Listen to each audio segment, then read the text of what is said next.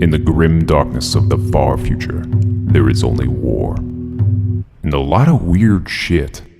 Roll to seize!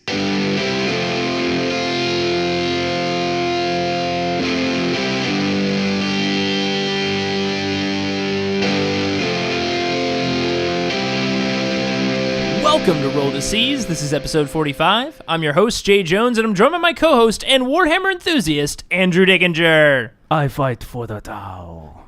Oh my goodness, you've gone full Tau. Andrew, did you tape what I can only imagine are weird goat hooves to the bottom of your feet? No, these are totally my feet. Oh my god. That suit next Slightly to you. uncomfortable, though. I say it's a suit, but it is a cardboard box. Top Andrew, level technology from the Earthcast. oh god, and the accent. Listen, you went full Tau, didn't you? You do know that's a cardboard box, right? That's not a robot mech. That's not a. It's totally a robot. It's not a crisis suit. It's a crisis suit. It's not a crisis suit. Where did you get these boxes from? The back section. You took one of the boxes from the back section? We're gonna have to burn this. I took like all the boxes from the back section. I think one of them's alive. We don't go in the back section, Andrew. You know what's back there. I mean, I don't. Actually, you shouldn't know what's back there. I mean, oddly, I don't remember going back to the back section. Oh, no. These boxes were just kind of here. What day is today? Oh, fuck.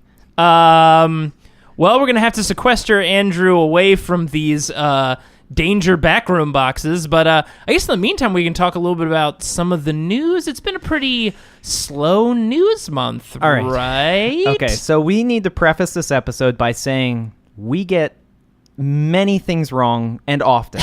We do. And this is one of those cases. Yeah! Man, we've made a lot of accurate predictions on the show. Not really. Sometimes we get it right. Look, a broken clock is right twice a day, unless you're in the Webway in the Black Library and it's right 6 times, which is weird. But except on Tuesday. Except on Tuesdays. God, time here is strange. But for us, we've gotten a lot of predictions very, very wrong, which some people would breeze by that, but not us. I'm pretty sure last episode we were talking about what the next codex was, and then we were literally wrong next week. Yeah, I think it was like the next day. Yeah, we were like time's totally weird not. in here. Sometimes we record things, and then things change by the time it makes it out to the universe. But yeah. We were like, oh, of course, Drukhari are definitely next. Probably followed by Necrons. And then maybe Tau. And then maybe Tau. Who and knows? then like the week later it was Tau. It was just Tau. Whoops. Just like last week, we were like, we never would have thought that the next codex was Imperial Knights,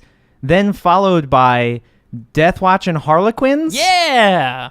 Okay. And Deathwatch are still a thing. I think at one point we also said they might not be, but they still are. Yeah, I mean, well, I'm very happy to hear that. I'm excited about that. I love Deathwatch. They're such a cool faction, and they're going to have like some Primaris mixed in there as well, so I'm interested to see how they interact with Deathwatch rules. I mean, they worded it very interestingly because they said they were going to have some Primaris mixed units because that army specifically has mixed units. That's like right. Terminators, Bikers, Vanguard, and regular troops being in the same units. Usually, if I remember correctly, the different units gave the units buffs. Yeah, what if we have Sorry, I keep saying the units gave units. The models gave the unit a unique buff. What if we have something like Intercessors that have a few Inceptors or Aggressors tossed in? Whoa, that would be crazy. Like what kind of abilities would they give, I wonder? Maybe Aggressors give the ability to run and shoot normally, and like they have, and then maybe Inceptors give some deep strike or something. I don't know. Whoa, that would be crazy. That would be awesome, actually, to see like how Primaris could affect how Deathwatch plays. I'm excited. But yeah, they're my favorite faction of Space Marines, Adeptus Astartes. I love that it's basically an army composed of heroes. I mean, especially in 8th edition where it's so fun to have your unique hero characters. It's Hero Hammer. It's Hero Hammer to the nth degree with Deathwatch, which is awesome. But yeah, then also Harlequins, still called Harlequins and not Arlequins. We heard through the grapevine that it might have been called Arlequins, which I'm happy that it's still called Harlequins. And it's still a little surprising, to be honest, because everything else gets a rename except for Harlequins.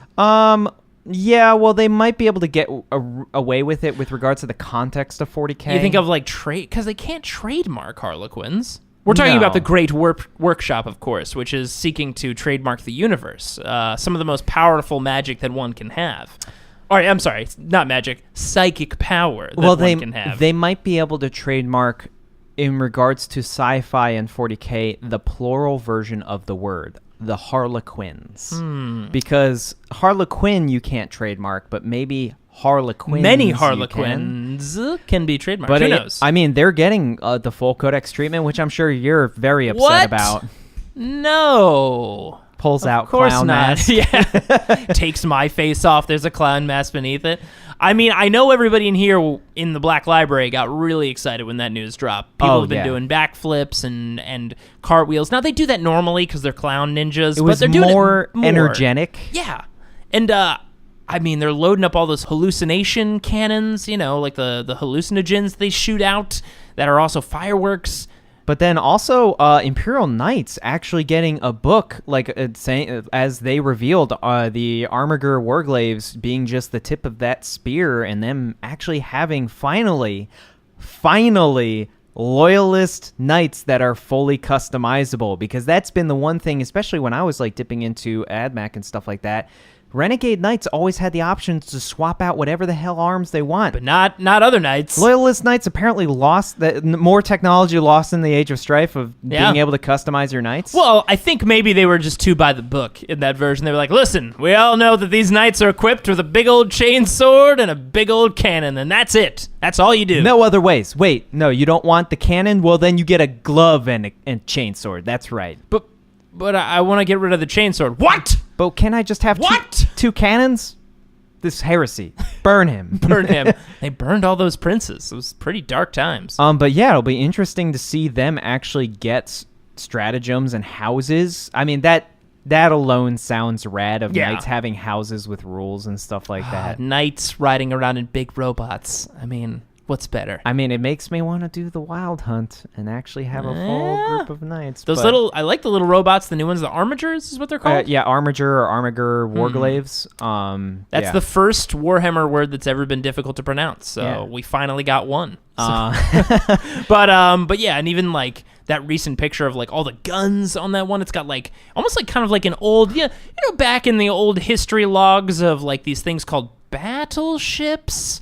You mean like a walking battleship? Yeah, kind of like a walking battleship Well, with big turrets on the shoulders. It's very mech warrior. If you look at some of the larger knights, the larger titans in the Imperium, they look very much like a miniaturized version of what I believe is called an Emperor class titan. Oh, cool. Which is like one of their biggest ones, having those like sub turrets and then also turrets on the pauldrons and on the centerpiece, just guns and guns and guns and guns. And yeah, they're just like, God, I mean, I wish I could bring more firepower. And they're like, oh, well, we can do that. You mean there's like parts of this knight that are totally unoccupied by guns? Because we can put more on there. More guns. I mean, let's just put more guns on it. Hi-ho, good sir. More guns, please. So that's pretty exciting. I'm interested to see what the houses are like, what their different chapter tactics would be. Yeah. Because that'll be...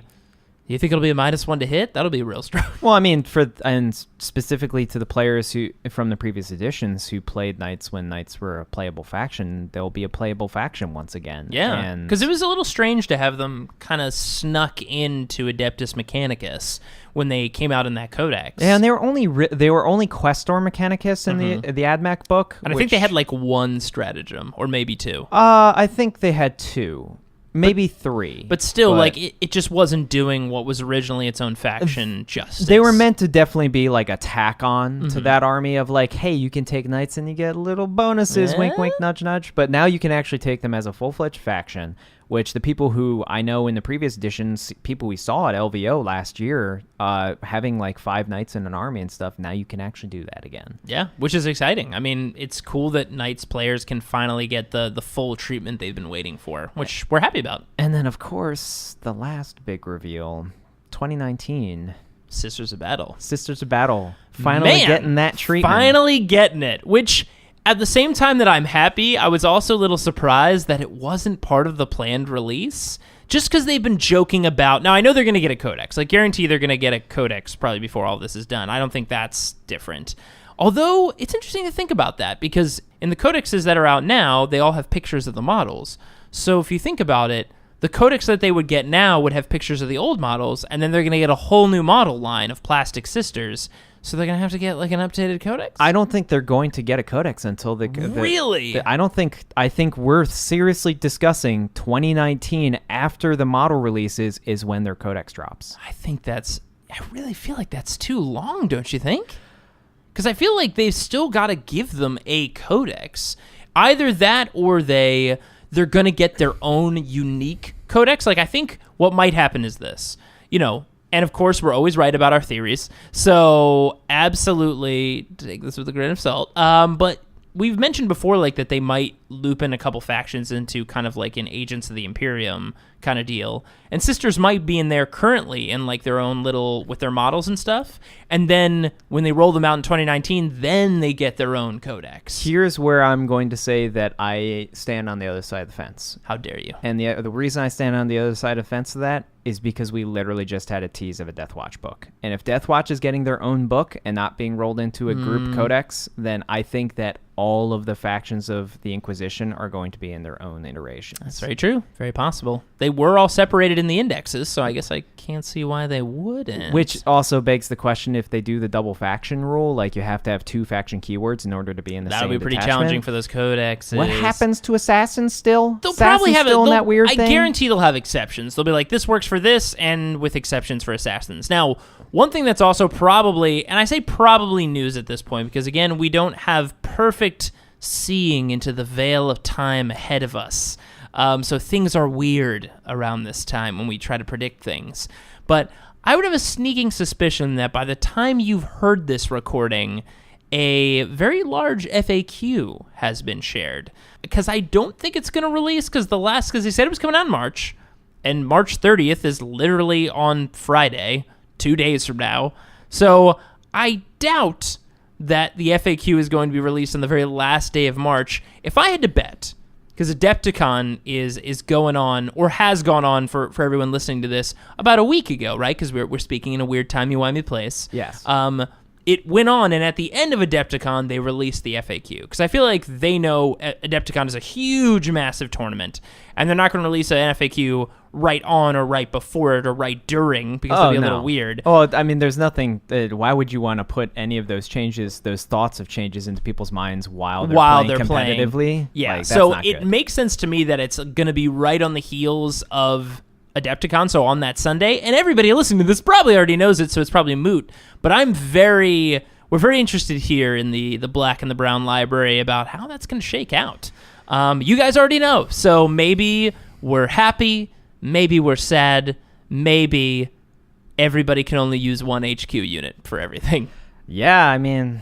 I don't think that's going to happen. Get the commander treatment? Man, I hope it isn't happening right now. In the future, that would be a bummer. Okay, so we've talked about those releases enough, and I think we should... we should segue in, but one other thing to call out is we don't typically talk about this thing we hear out there that sometimes there aren't psychic powers, there's like magic, like this age of, this old age of some lightning guy named Sigmar. I don't know.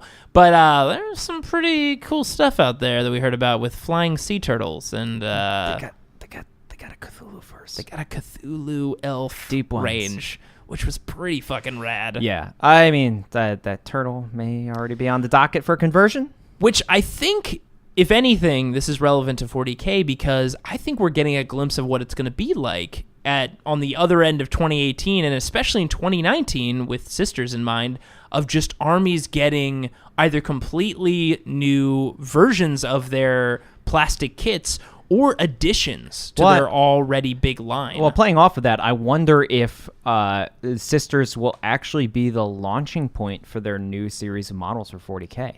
And that would actually be a kind of cool decision to decide that the army that literally has only one set of plastic models, not counting the pieces that you get for a Rhino and then put the things on top, which are metal. Right. Yeah, for them to be the first of the rollout of the Sigmar 40K treatment, that would be kind of rad. Man, because those new models for Sigmar, man, are so incredible and so dynamic. I don't know if it breaks fluff, but the idea of Primaris Sisters sounds really awesome. Could be possible. Amazonian-sized fucking That would be Space Marine Sisters. Freaking rad. Sounds Cool as Some shit. juiced up ladies punching people in the face. Yeah. Sounds awesome to me. So I want to. We should talk about Tau real quickly. Yeah, talk about Tau real quickly. First impressions. We can also talk about the big old robots, which has been the talk of lately as well. But Yes. let's talk about Tau. Okay, so Tau first impressions. They have a great book. In the same sort of vein as I was with Tyranids, the difference between them and Tyranids. Now, Tyranids has a very well balanced book, but I think the two areas that they struggle in specifically is their special characters and their relics are not great. Whereas Tau.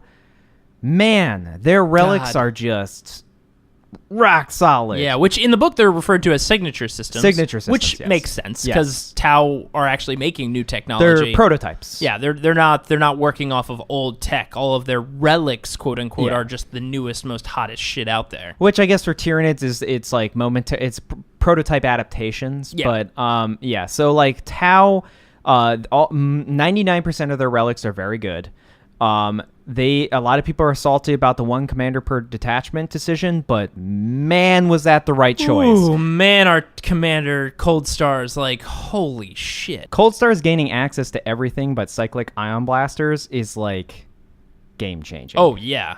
Like drastically game changing. I mean, holy shit. Like, we were talking about this when it was first talked about and released, and like for a while now, and again, we don't know how things have changed since potentially the FAQ has been released, but like it's always like, Dark Reapers, what do you do about Dark Reapers? I play with one unit of Dark Reapers in my Yes. Eldar army. You do. And You dirty son of a bitch. how dare I use one unit of something that's good in a codex, you son of a bitch.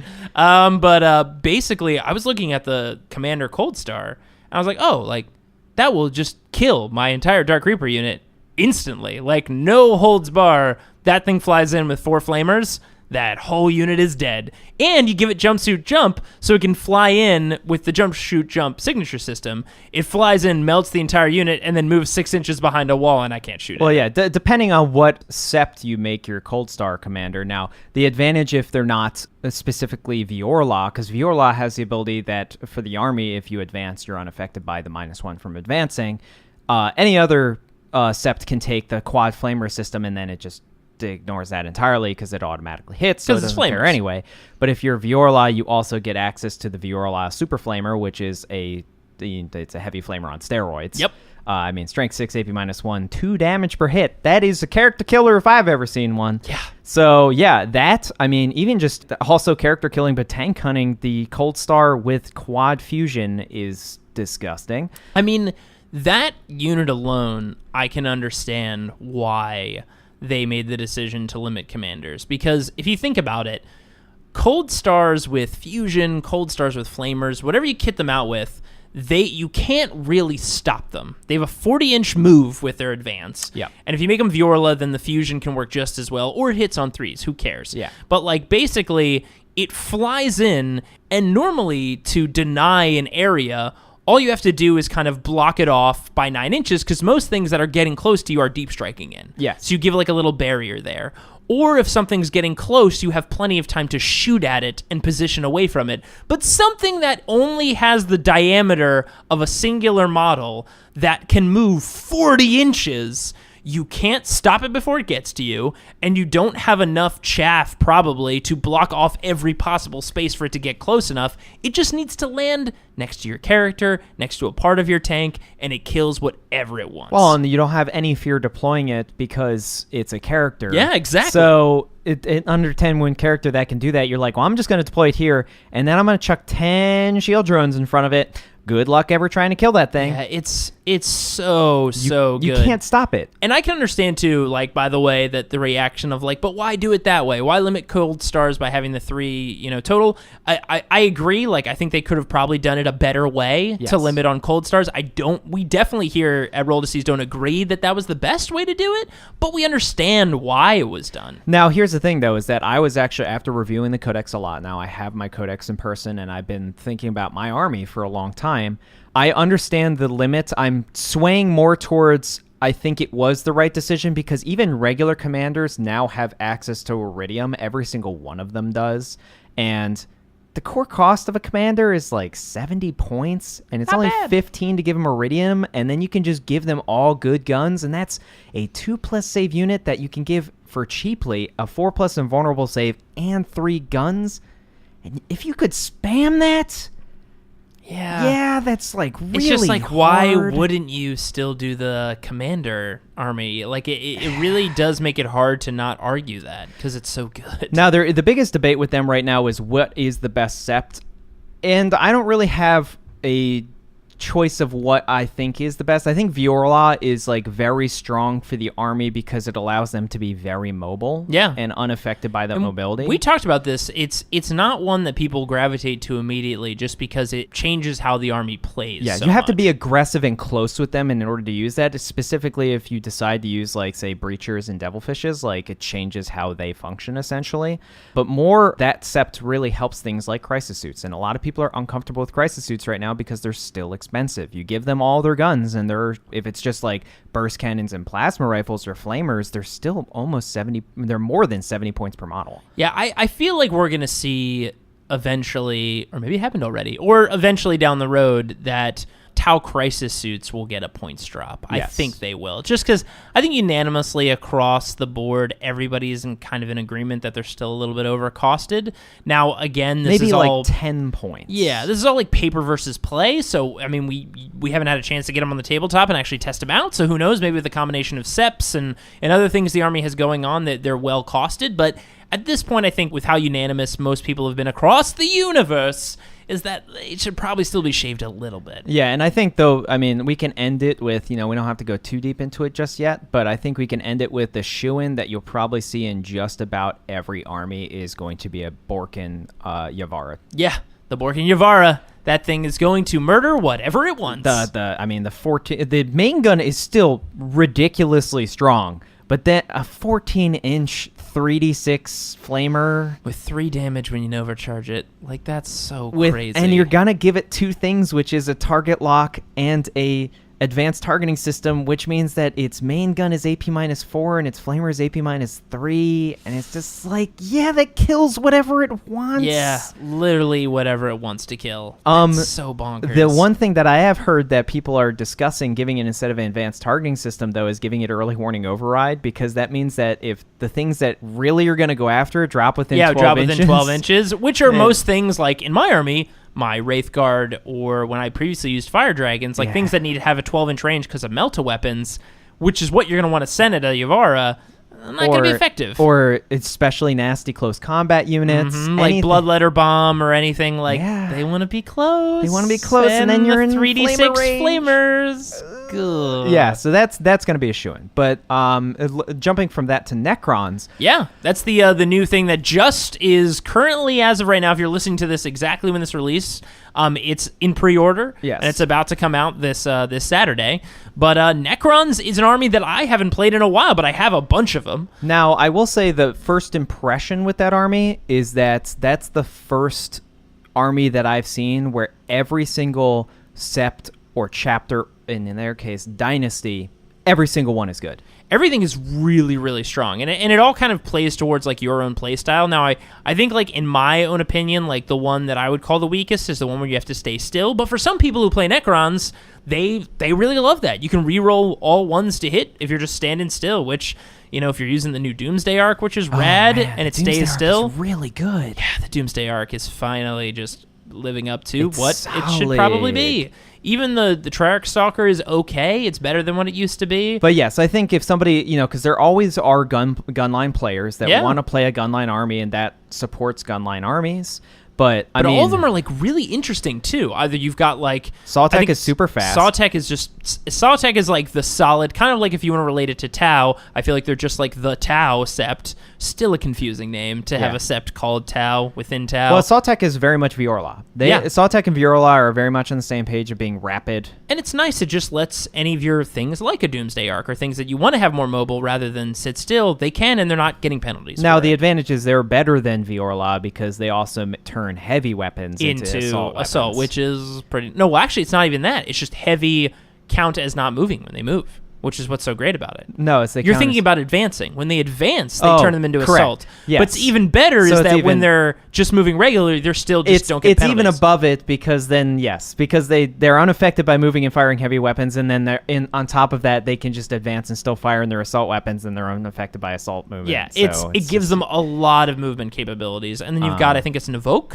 Novoke is, I think, the gem in that army. For flares. All hits for combat. Freaking Canoptic Wraiths, which got an improvement. Now, I believe they got a point increase as well to match it, but their weapons are considerably more deadly. Considerably better. Like, whip coils now with the weapons that they have make them really strong. -2 AP, 2 damage a hit. Yeah, their Vicious Claws and their whip coils are the same damage profile. Whip coils essentially act like lash whips for Tyranids, whereas if they die, they still get to fight. And now they don't have like a crappier version of what they fight with. They're literally fighting at regular strength when they die. Yeah, and I mean, also in Novoke, yes, we mentioned Flayed once. Reroll everything. Literally, all hits, all wounds is kind of crazy. And that they can get +1 strength is also crazy. Yeah. But then even something like Scarab. Scarab's getting a reroll hits is very strong. 4 attacks per base, always wounding on 5+, no matter what the toughness. Yeah. Really good. And you can blow them up now with fun stratagems. Yeah, they can self-destruct, which is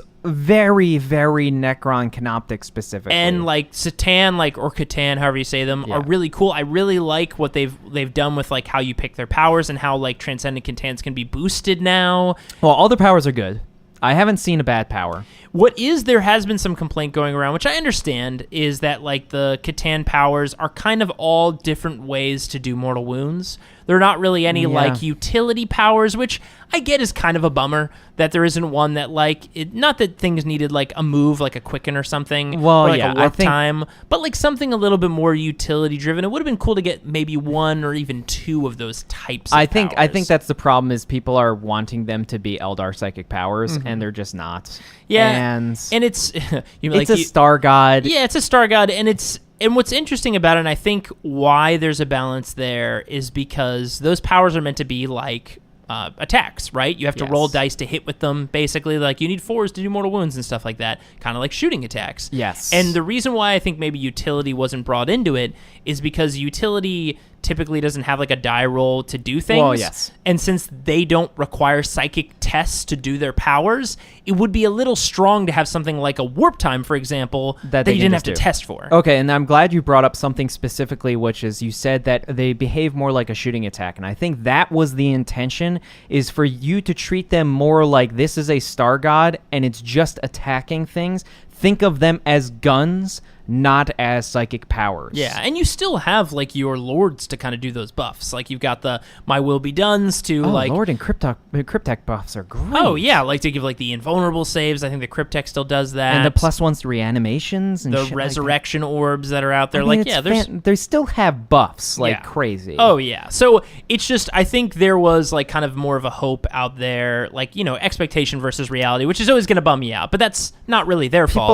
People all just want the tricksiness of Chaos and Eldar. Yeah. And it's just not their thing. And Eldar gods, they just want to hit you with that star magic. Oh, there is something I wanted to mention, though, with regards to the fluff of Tau. And this was kind of interesting, because now we haven't seen it yet with Necrons, with how their army is progressing with regards to the Cicatrix Maledictum, and how the changes in the galaxy are affecting races like the Necrons now no longer have any planets with Necron pylons. That's true. At the Cadian Gate. So how does that affect them? Since I guess their entire goal was to lock off the Immaterium, and now that plan is defunct. Probably because they're all too old to remember it.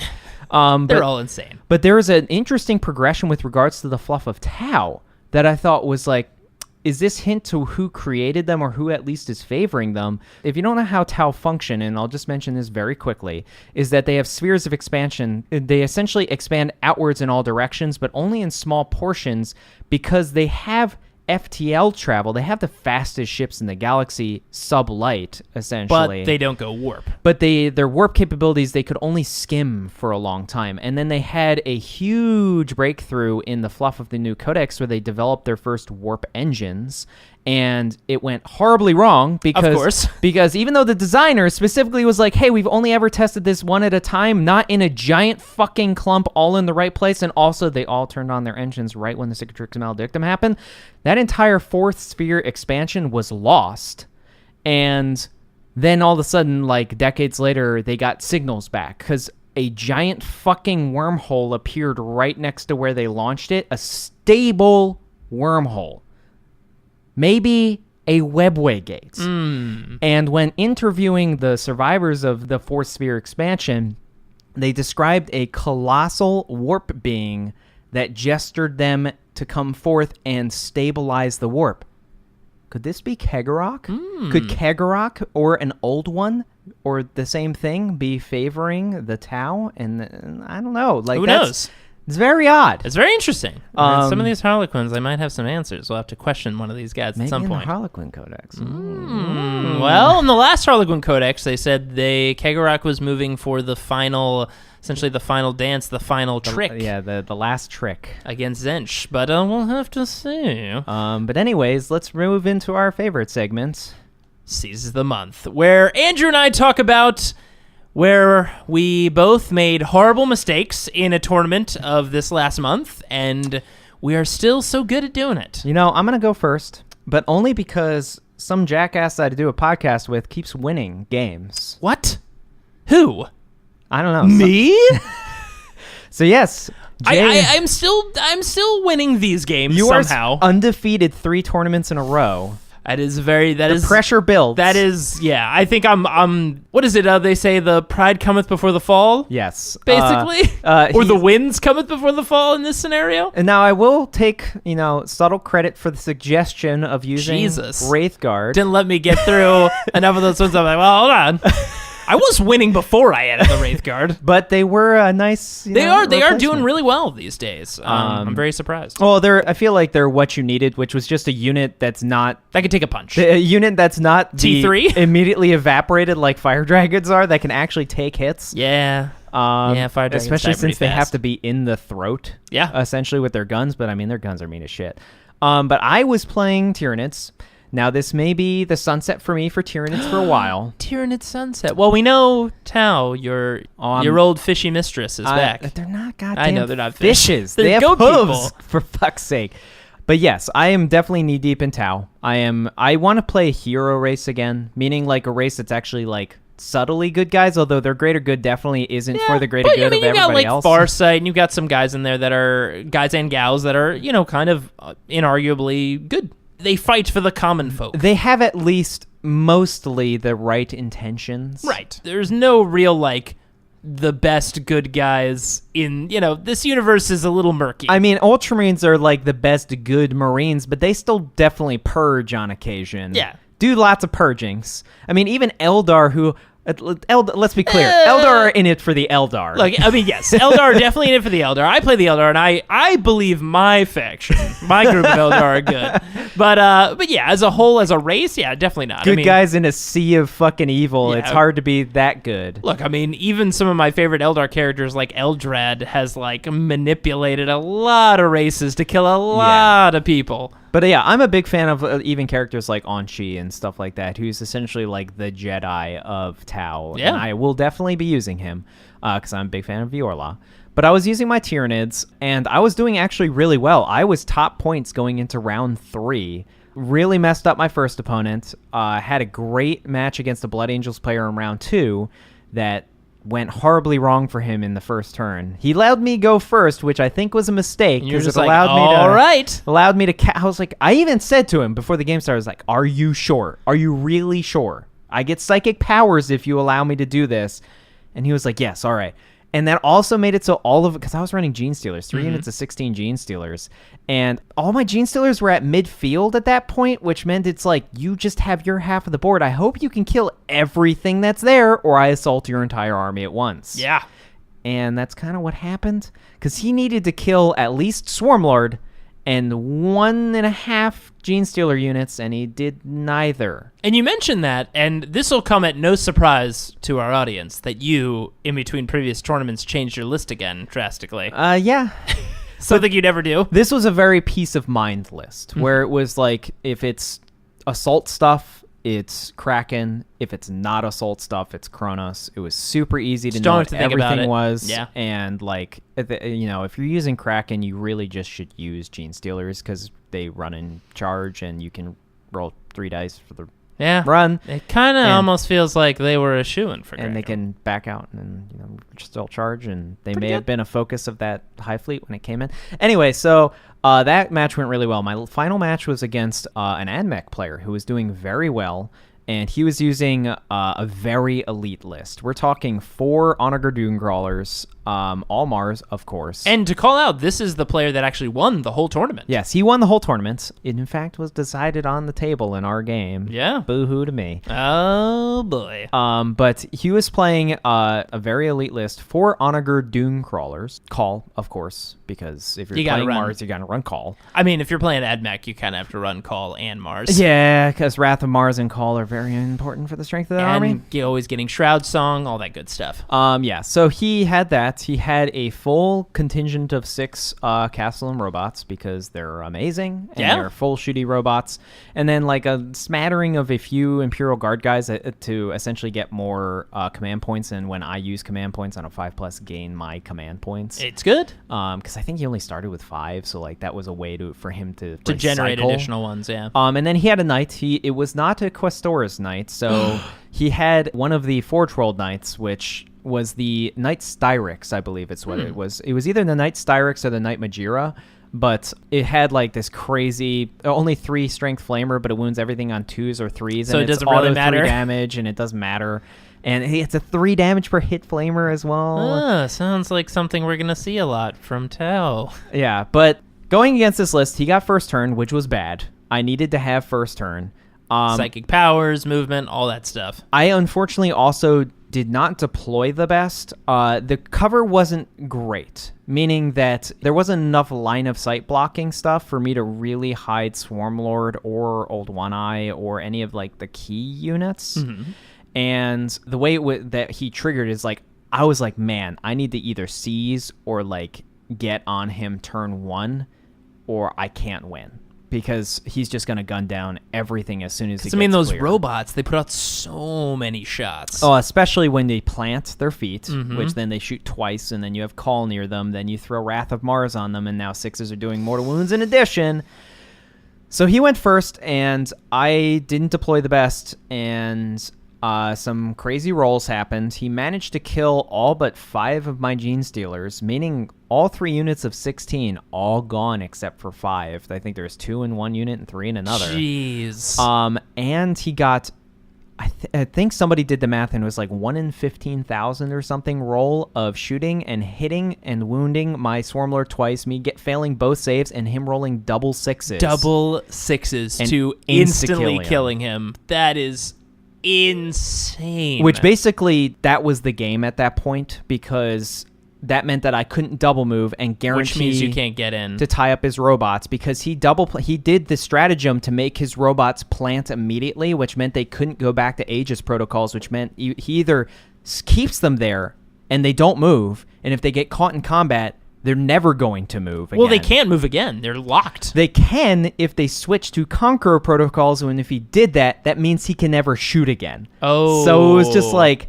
it was like 6 and 1/2 dozen the other. If I had Swarmlord, I could guarantee a charge against them with one of my monstrous creatures, which means then after that, I just need to leave him there, and he'll slowly kill all the robots. That also meant that I'd have with Swarmlord, I'd have a first turn charge against his knight with Old One Eye, and basically Just kill like the knight. pretty much everything you needed, but taking out Swarmlord. It fell to pieces very quickly, and I did the right thing, which was leave Swarmlord to be the last thing to be shot. I did the wrong thing is, as soon as he had his units planted, because I had more drops, obviously, as soon as he had his units planted, I should have just placed Swarmlord as far away from danger as possible. Knowing how key he was to the army, he should have just been way on the side.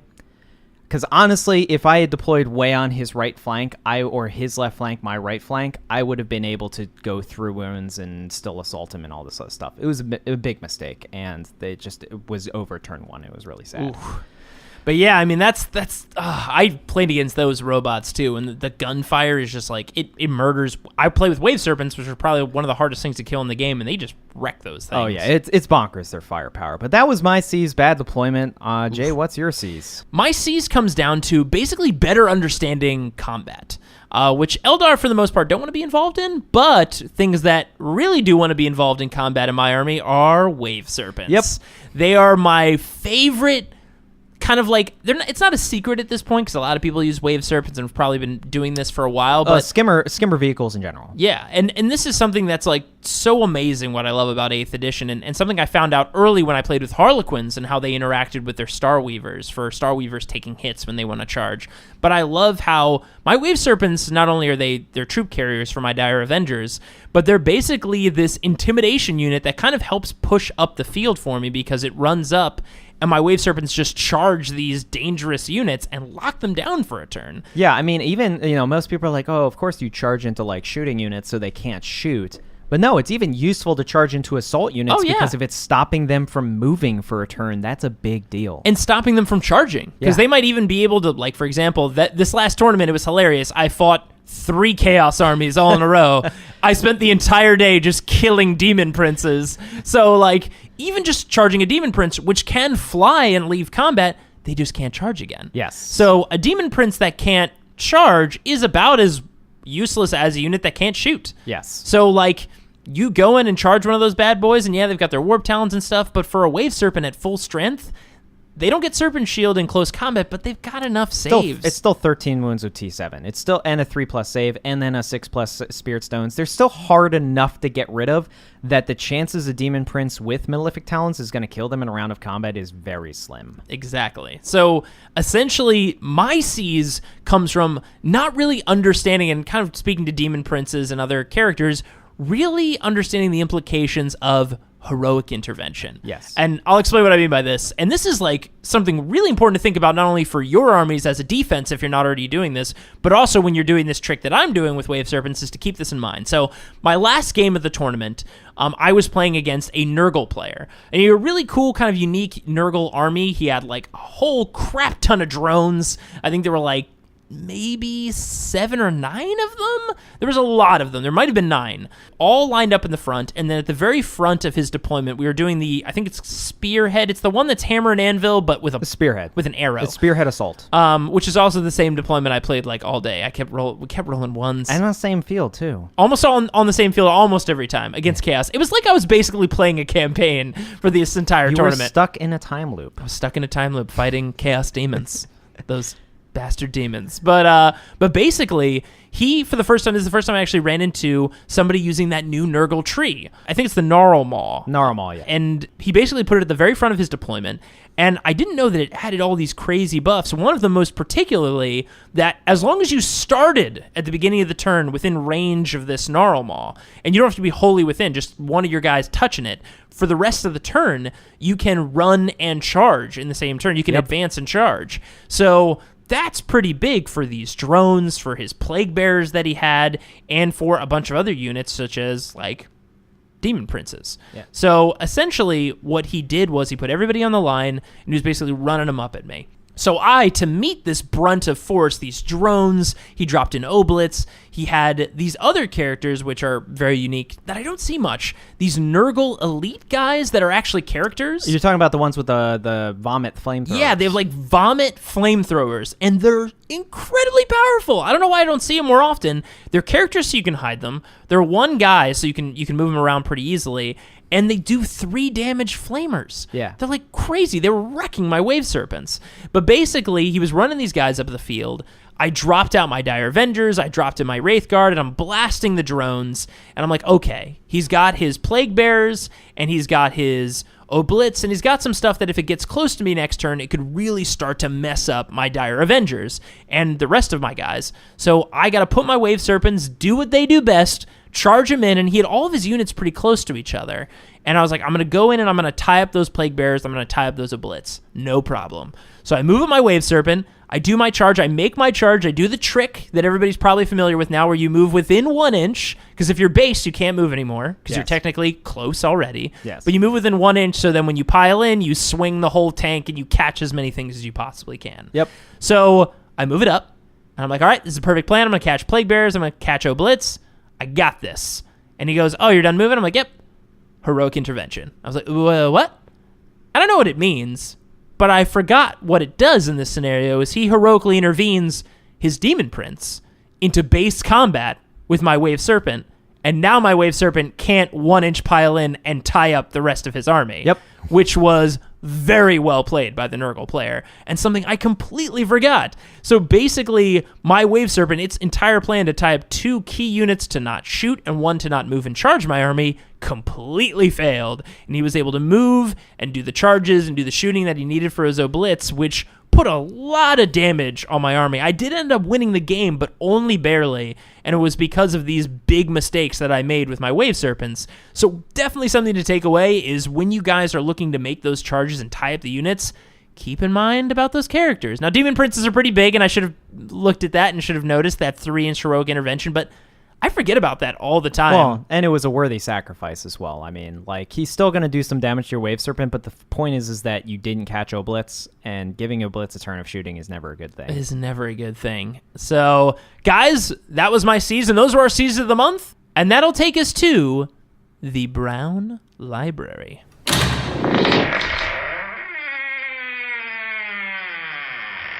Here we are in the Brown Library, far away from your, I imagine, cursed Tau suit robot cardboard box, whatever that thing was. There are no curses, only the greater Jesus, good. no, it followed him. I mean, do I have to get the water again? I fight for the Tau. No. I'm gonna just shake you for a second. Let's see if this works. I fight for the Tau. I'm gonna slap you. Tau. Okay, that brought him back. Tau? Where am I? You're in the Brown Library. We're going to talk about something that it's probably not going to be Tau related, which is probably good for you. So just focus up and The thing that I'm holding says Tau. Oh god, the list we're talking about is Tau related? Apparently. This is not healthy for you. This is not good for you. God. All right. Let's just talk about it and we'll figure out a long-term solution. Get for it this. out of our systems, you know? Yeah. Our systems. Because we're both in this together. Nope. Just talk about your Tau, people. So this month we're talking about Tau. Surprise! Yeah. Specifically, we're going to be focusing on something that was mentioned maybe by somebody named Reese recently of an old trademark Tau tactic called Fish of Fury. Fish of Fury. And Now- if you don't know what it is, Yes. Now, this is not to make reference to the stupid theory that they're fish people, but they are not. the simple fact that all of their vehicles are named after fish of some type. Yeah, which isn't confusing at all. No. Not to me, it isn't. Fair enough. I mean, like, our Eldar dragon people, because wave serpents, the dragon people that, they're like, yo, dude, let's hit them waves, but they're dragons, Like, Yeah. That's what Eldar Yeah, are. they are. They're not serpent people? They're Hold on a second.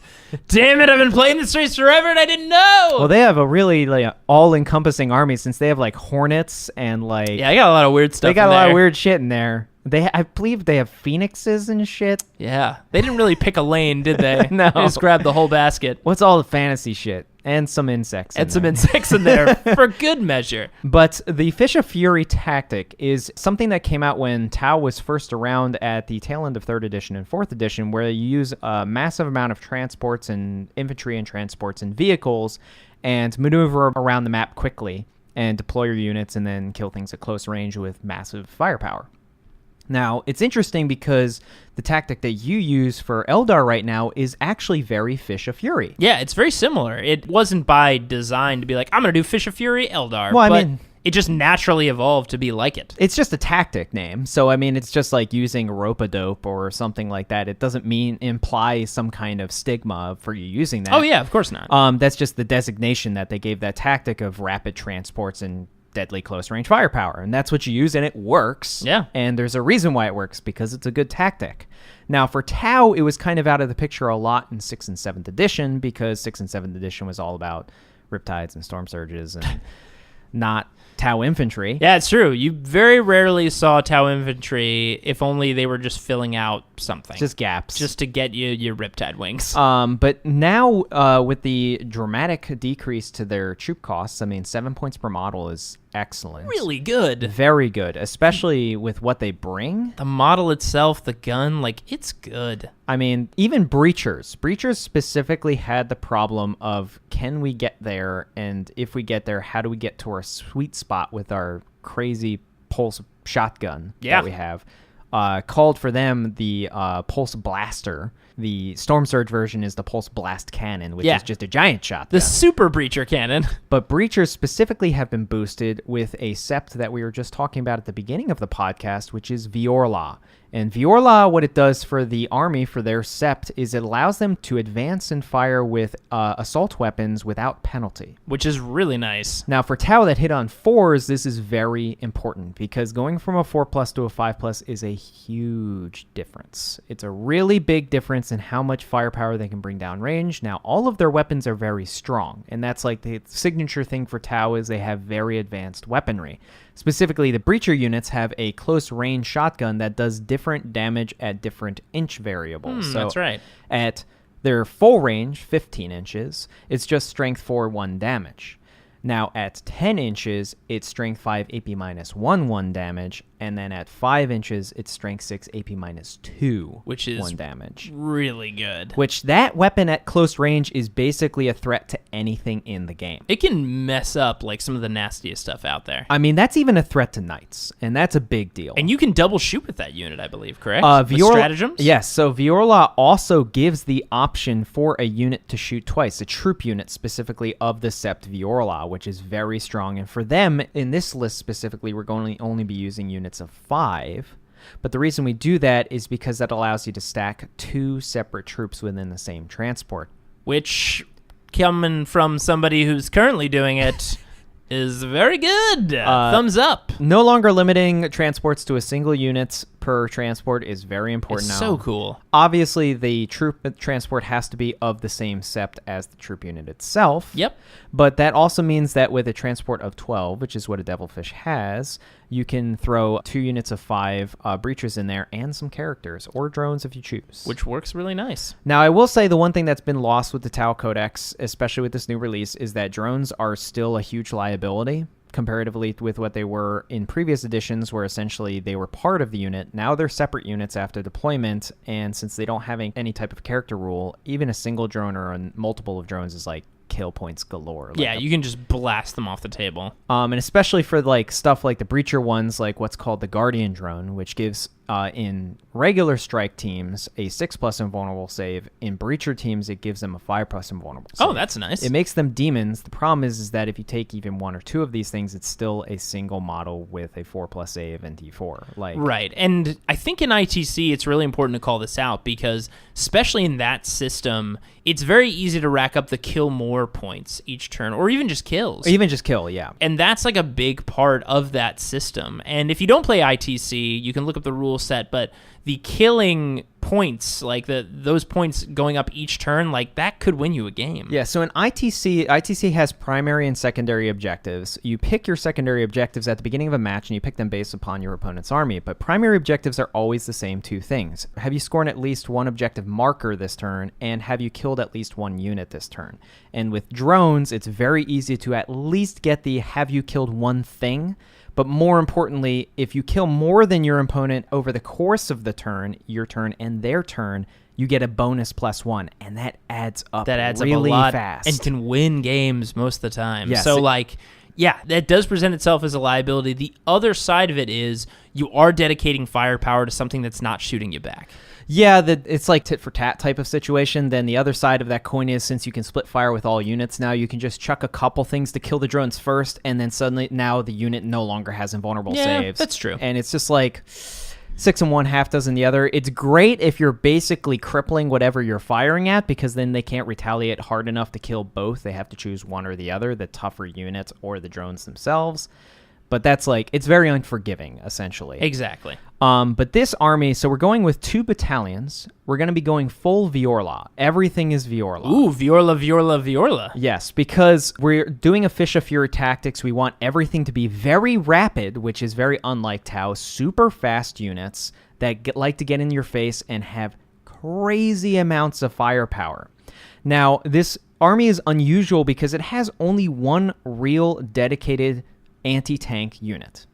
and it's one of our Cold Star commanders, because we have 2, of course. Of course. Why the fuck wouldn't You're you going to take put it? one in every single detachment. And one of them is a quad fusion commander. We also, just for shits and giggles, gave him the relic, the Onager Gauntlet, because it's hilarious. So he can super punch. And so he can, quad shoot something with fusion and then jump in and super punch it and possibly Shining Finger it to death. If you know that reference, 10 points. 10 points for you. But so that's fun. Our other Cold Star commander is a commander with 4 flamers, one of them being the relic, what I just call Nuke Flamer, because essentially that's what it's doing, is it's atomizing a person with intense heat and shit. And that's there to be an assassin, to remove enemy buff characters. Or even kill assassins, because it auto hits. Or even kill assassins like the Codexes assassin that normally only hit on 6s. Now you're just like, quad flamers, bitch. Bye-bye. Gone. So yeah, and as well, the advantage of having CP is that when you use that one specific flamer, you can just save a CP to re-roll the dice for how many shots and stuff like that. And a 40-inch unimpeded move that can then kill multiple characters at once. And by so good. What we mean by buff commanders, if you're not familiar with that term, it's lower wound commanders like Imperial Guard, Psychers, or company commanders and stuff that... Or even like Space Marine, I would say like lieutenants. Yeah. Stuff like that are meant to buff the units around them but provide no real offensive force themselves, what we call force multipliers. And if you have this guy that specifically goes after their force multipliers, then the effectiveness of the army drops off considerably. Yeah, and I mean, with the most recent codex coming out being Necrons, a lot of their characters are that. Yeah. Just like buff characters. If you can go start sniping in the smaller lords and cryptex and stuff like that, suddenly the resilience and effectiveness of the army drops off a lot. Oh, yeah. So those are our 2 commanders. Then each, because it's a battalion, we need 2 HQs. We have 1 regular ethereal with an honor blade, which is there to go with the breachers and the transports, specifically to give them one of 2 ethereal abilities. And the other ethereal, of course, is the man himself, Aun'shi. Aun'shi! The orc butcher himself, who's actually really good. He's better now, right? He's only 60 points, which is 5 points above a normal ethereal with the hover drone, or 10 points above a normal ethereal with the hover drone. It's really good for a named character to only be 60 points. 60 points. It's incredible. He has 5 wounds. He has a 4+ invulnerable save. Jesus. He has a really awesome close combat weapon for Tau. He hits on 2s, I should say, with 5 attacks. Wow. So he's actually effective in close combat, and then he has this really cool ability called stances, where he chooses one of 2 stances at the beginning of the attack phase, which is he either takes the Way of the Blade, which is he has a -2 addition to all of his combat attacks, which an honor blade makes him strength 5. So strength 5 AP -2 is actually... With 5 attacks hitting on 2s is really good. It's actually good. Yeah, 2s and 3s on most T4 or below characters. And then his other stance is he gains the ability to reroll his invulnerable save.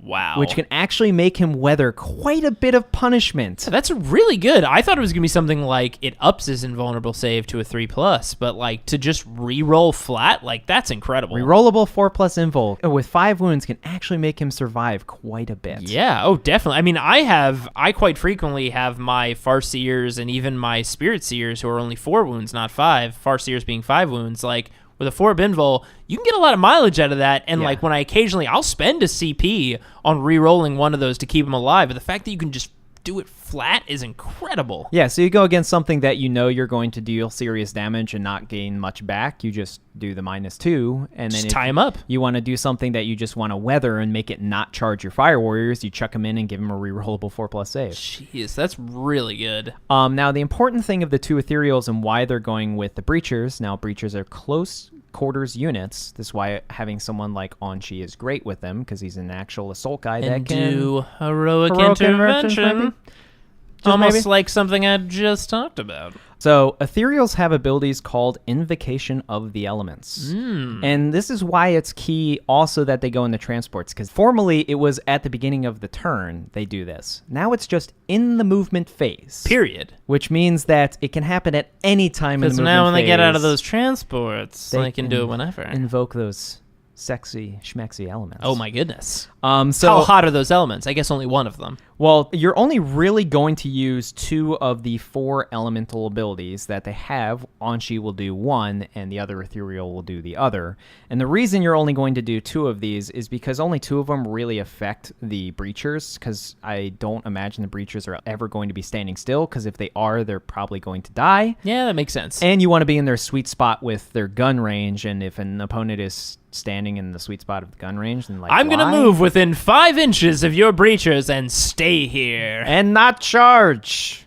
Okay. All right. Weird. One of these abilities is called Sense of Stone, and now I should point out this affects all infantry, Tau Empire infantry, and battlesuit units. Very cool. Within range. Specifically, if you make Aun'shi your commander or your warlord, it's a 9-inch range as opposed to a 6-inch range. Well, that's pretty rad. He also gives you a bonus command point because he's boss like that. Damn. But Sense of Stone specifically is a Spirit Stone Eldar ability. All affected units, when they suffer a wound, on a 6, they don't suffer the wound. It's good. It's really good. Gives them a feel no pain, which for even the basic infantry units is very strong. And the fact that it can affect battlesuits, so if you had a Riptide nearby, you give them a 6-up. Yeah. That's really good. And also your 2 Cold Star commanders that are going into the throat and doing nasty things. That's Suddenly pretty they nice. get 6+ saves.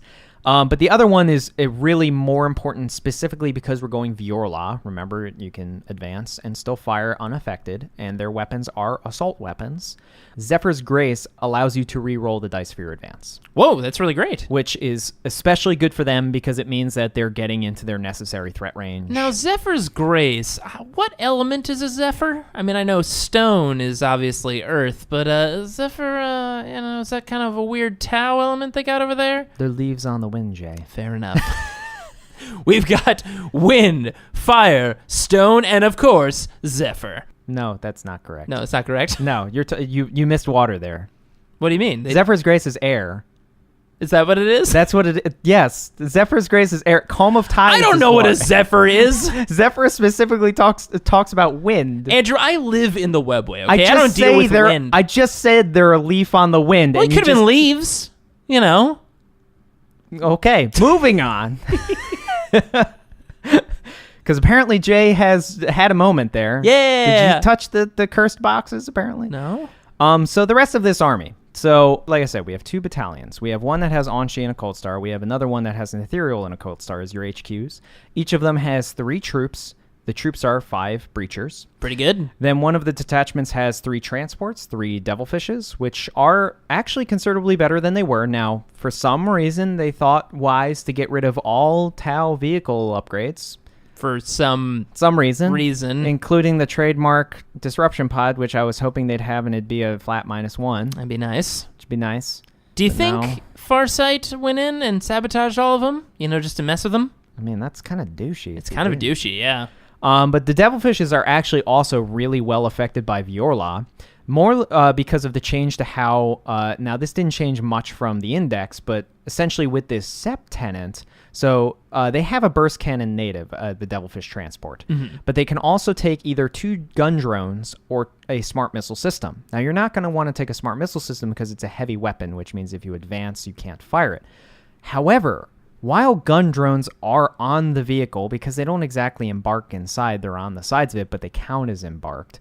The guns the gun drones have count as being guns on the Devilfish, which means that they don't have to follow the target acquisition protocol, which gun drones normally can only fire at the closest unit. Oh, so now it lets you kind of bypass that. It allows you bypass that, but it also gives you the ballistic skill of the Devilfish as opposed to the gun drone. Which is a 3+? Devilfishes have a 4+. Okay. They're a 4+ to hit. I'm thinking of hammerheads. You're thinking of hammerheads, but and skyrays, but the Devilfish also now gains. So the ability- Devilfish pilots, they didn't go to that extra special class. They're in training still. They're still in.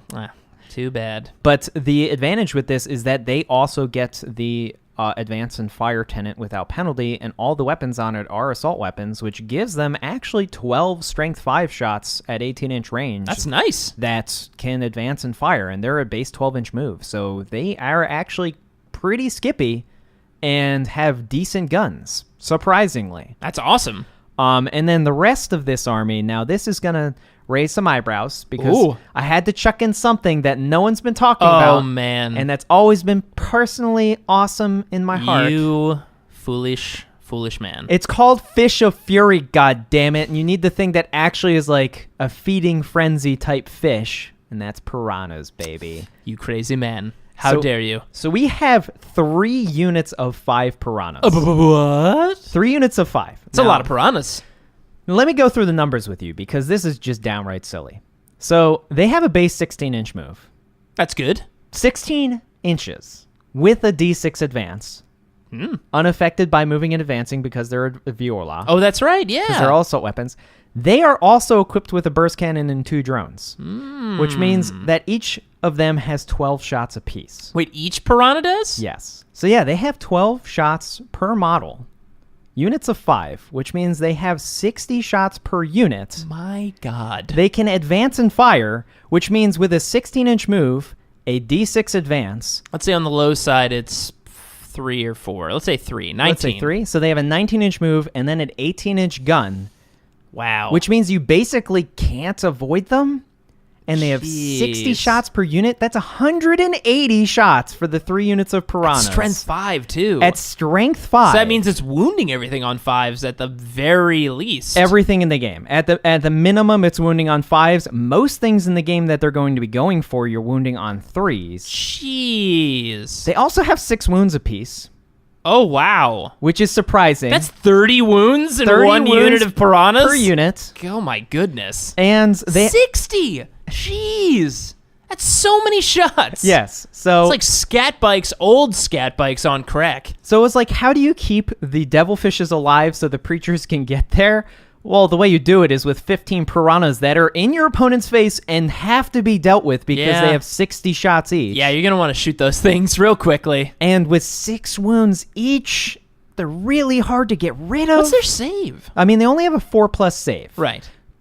But even with a 4+ save, 6 wounds per model, that's a lot of dead. That's a lot to get through. On average. On average. And that's also an annoying unit to get a kill point off of. Yes. Because you got to kill so many of them. So many wounds to get through to get 1 kill point. Yeah, and it's to think about a unit like that that's supposed to be a light skimmer, and you need at minimum, on average, 2 last cannons to get rid of 1 of them. Ugh. Think about this with your Ghost Warriors. That means that on average, you need 2 of your Wraiths to just kill 1 of these models. My Wraith Guard are going to have to And there are 15 zero of them. in. Yeah, it's so many. And if worse comes to worse, you can just drop the drones off of them and then have the drones as a separate unit and then the piranhas go elsewhere. Now, the downside to this is that the drones used to drop into 1 large unit. Oh, they drop into separate ones. Remember, it's by datasheet now, which means even though they're a unit of vehicles, they still are treated as individual deployments. Oh, so you would actually create 5 units of... Yeah, if it's untouched, you would make 5 units of drones. Now, the hilariousness of that is that you can do some real shenanigans with regards to the 5 units I mean, of I guess you drones. can, because you could go to an objective, right? And somebody needed to shoot you off that objective. Now they're not just shooting at 1 unit with a bunch of firepower. They got to shoot at 5 different units. Or, it gives them the ability to charge with 1 unit first and then send everything else in. Yeah, that's true. I mean, you can do some real shenanigans with that. But yeah, that's the whole army, is just that. Now, Jeez. it doesn't sound like much, but it's 15 piranhas plus 3 devilfishes. All 3 devilfishes are fully stacked. Fully loaded. And 2 Cold Star commanders, which good luck getting to them. And people are like, oh, not enough anti-tank. I was like, those breachers get close enough. They're going to do some real firepower. Yeah, that's the thing. In this edition, just a whole bunch of shots will do it for you. I mean, 60 strength 5 shots will get a lot of mileage. 180 shots that are strength 5 is going to do serious damage to any super heavy in the game. Oh my god, yeah. On average, it kills a knight. And in most games, when you're looking at super heavies, like the shadow swords and the knights, obviously we'll have an Imperial Knight Codex coming soon, but in most lists that you see, it's usually kind of you got one big boy back there doing a lot of work with a volcano cannon on a shadow sword or what have you. You don't really see, at least nowadays, we've gone through a couple different phases in the meta as a whole. Yes. But you don't see, in my opinion, a lot of these multi-huge tanks or multi-really durable heavy vehicles. So, I mean, 1 Cold Star Commander with Fusion is going to do a lot of work for you. Yeah, I should have pointed out before. What I meant was the Cold Star Commander with the Fusion and the Piranhas on average will kill a Knight. Yeah. Or a Shadow Sword or whatever key giant unit they have. And remember, you have 2 commanders as well, and there's some key stratagems in there, specifically the Neuroweb, what became the Neuroweb Jammer. Oh, yeah. Like, as long as you cripple that super heavy, one of your commanders is going to be within 18 inches of it. Just pop 1 CP and make it a -1 to hit, and suddenly, like, as long as it's down 1 damage level, suddenly that's not doing damage, and that's 400 plus points of their army Just sitting there. Also, one of the key things that would hurt the 18 vehicles you have in your army suddenly is not hurting them. That's right. It is so many vehicles. Because remember, they're also T5. Piranhas are T5. They're T5? They're T5. I thought they were T4. No, they're T5. Oh, my God. Which means that basic infantry weapons are wounding them on 5s. That's really annoying. So, yeah, I mean, like, that's hard to deal with. That is hard to deal with. I'm just thinking about, like, even just my current army just trying to kill that many stupid vehicles. It's a pain in the butt. Well, and also for something with a 16-inch move plus a D6 advance and an 18-inch range gun, I mean, even you with your with the Eldar redeployment that you can do with your Wave Serpents, it's going to be hard to get out of the way. Get out of them. the range, yeah. And they're going to, I mean, it's just so many shots and it's just so many tanks with such high toughness. Is like, I mean, I know for my own army, the advantage is like turn 1, you don't give a lot of good options to shoot. Yes. Because all my nice stuff is off the table and I Webway strike it in and you're really just wasting shots on a Wave Serpent. Yes. With a Devilfish, like it's kind of the same scenario. Like, do you shoot the units? I mean, you're going to probably shoot the Piranhas because they're so annoying and threatening and there's so many wounds. 12 shots per tank. Meanwhile, your Devilfishes are flying up and just, I mean, if it's anything like, which I'm sure it is, just like when my Dire Avengers pop out and start doing work, Breachers, that turn they all come out and start firing with, especially if they're close enough, strength 6, -2 AP, like, that can be pretty brutal. So we should mention that Devilfish is like how your army works with the Fish of Fury tactic. As soon as you hit midfield with your transports, you're essentially in the money zone, and Breachers at that point have that 3-inch deployment outside the vehicle, plus a 6-inch move, plus with the Ethereals, a rerollable D6 advance, and then they fire, which means they're at least going to be in their Strength 5 AP -1 range, which is mean to just about anything in the game. Oh, yeah, absolutely. And then on top of that, your Devilfishes are also going to be able to move and get within range of tying up those units that you can't kill this turn, but you don't want charging you or shooting you next turn. And, like, you're putting massive pressure on that enemy at that point. You know, I felt like you just mentioned something that's very key, something that a lot of people won't pick up immediately, and I'm glad that you mentioned it. Let's remember, this is a unit of vehicles that are 5 vehicles. They're hard to dispatch. Remember, they're a unit, and there's 5 of them, and they're wide, which means that you could potentially assault an entire front line of an army. Oh, yeah. And they have fly. So they can leave right after. Which means they're going to leave right after and fucking shoot whatever they want, and then the second wave can assault the next group of stuff. Then the third wave can assault the next group of stuff. And that's kind of the tactic that I've seen work well for my army and that I can see work well for this is it's pressure. You're continuing that pressure, and you're kind of forcing your enemy to react to your charges than to be proactively pushing forward. And while they're reacting and shooting the things that are charging you, or charging them, it doesn't really matter because that's not the real meat and potatoes of your army. The meat and potatoes of your army are the 6 units that are out there just blasting things at close range with breacher weapons. Yeah, I mean, we can even loop this into your C's of the month. Suddenly, you don't have a problem with the heroic interventions when you can just not worry about the swing in to grab more things and just assault all the things at once. Oh, yeah, because especially those Piranhas can just catch so much. And with T5, 6 wounds, there's a lot of confidence that they're going to make it through the majority of close combat. I mean, I can't think of many things that could can Overwatch? kill.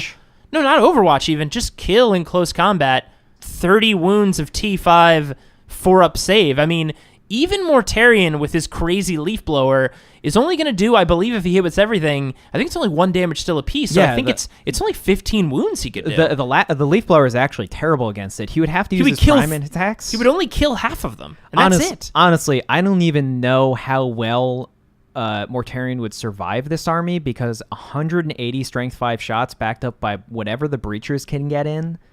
That's a lot. It's interesting. That's a lot. I'm really interested to see if somebody put this together or put it on the table. I mean, it's a lot of forward pressure. It's a lot of high toughness, especially for Tau, which, are known to have decent toughness. Their suits and their riptides and stuff.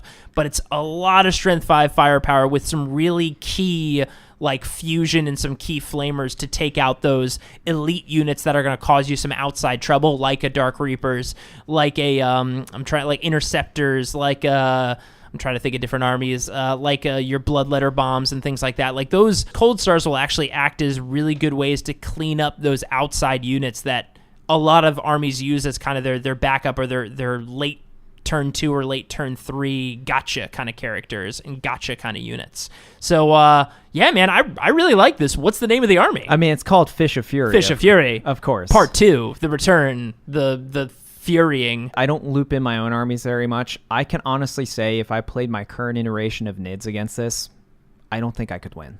It's got a lot of good tools. Well, I mean, we come up with a lot of crazy lists on the show, and we make a lot of things work, or try to make a lot of things work that would be a little out of the box. But this is something that I think could really do well, just with the kind of pressure and how Fish of Fury, that model of tactics, plays in 8th edition these days. It tends to work pretty well. Yeah, well, and I think the biggest problem that I have specifically playing NIDS against something like this is that normally, I can surround something enough that I can prevent it from leaving. And even things with fly, like Wave Serpents, as long as you get it to 2nd tier and it's suddenly not its highest movement anymore, you can scatter a smattering of enough things to make it so you can't get out from within 1 inch, maybe. But with a 16-inch move on the vehicle this size, it's impossible to lock them down. You just can't lock them down. Yeah, they move. A 16-inch base move. Yeah. That can fly over basically an entire deployment zone. It's good, man. I'm excited. I hope somebody gives this a try, and I'm surprised about Piranhas. I haven't heard much about them, but I mean... No one's been mentioning T5 with that many shots is so insane. Well, it's the fact that... Because each gun drone gives you 4 shots. 4 shots, and there are 2. And then their burst cannon gives you 4. That's just so nuts. It's the fact that the rule of attach drones count their guns as being part of the vehicle. That's incredible. That's huge. Wow. Guys, Fish of Fury is back. I'm excited to see how Tau plays on the tabletop. We've heard a lot of things from a lot of different people about how they feel about the Codex. I'm excited about it. I know you're excited about it. Yes, absolutely. And you guys can definitely bet that we'll probably have quite a few stories and probably Seasons of the Month, because we always screw up, about some future Tau adventures. I might be playing Tau next tournament. Very exciting. All right, guys. So that was episode 45 of Roll to Seize. We'll be posting a new episode of this segment every last Wednesday of the month, with episodes of Dark Heresy the first and second Wednesday. And if you'd like to download more episodes or check out other similar podcasts, head over to partialarc.com. You can email us any questions at rolltoseize@gmail.com. Of course, you can always follow us on Twitter, Instagram for tournament and model picks at partialarc. Thanks, everybody, and see you next month! Goodbye!